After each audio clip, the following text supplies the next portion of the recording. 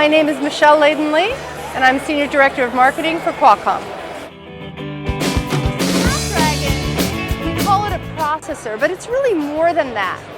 It's really more than just a CPU. Most people hear processor and they think CPU.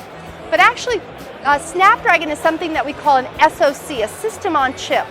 And what we mean by that is it actually has a lot of specialized processing cores that do very specific functions.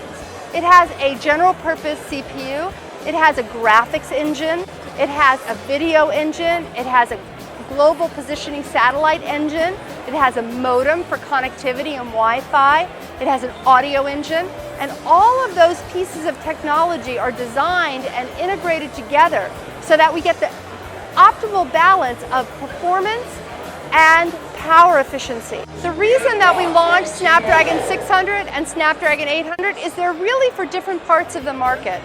Snapdragon 600 is really focused at high-end smartphones and really getting the most out of your smartphone experience for that budget.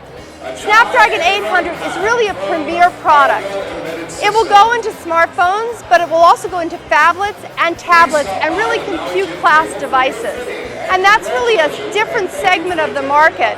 And you can see from the features that we've put into that product, such as 4K video and 7.1 surround sound, that that's really focused at that very premier level of mobile computing.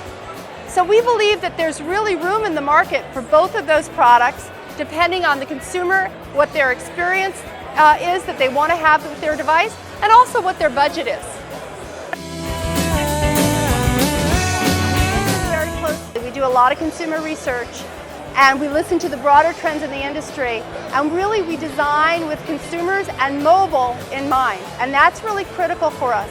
I'll give you an example. There's really two trains of thought on architecture. There's homogeneous computing architecture and there's heterogeneous computing architecture.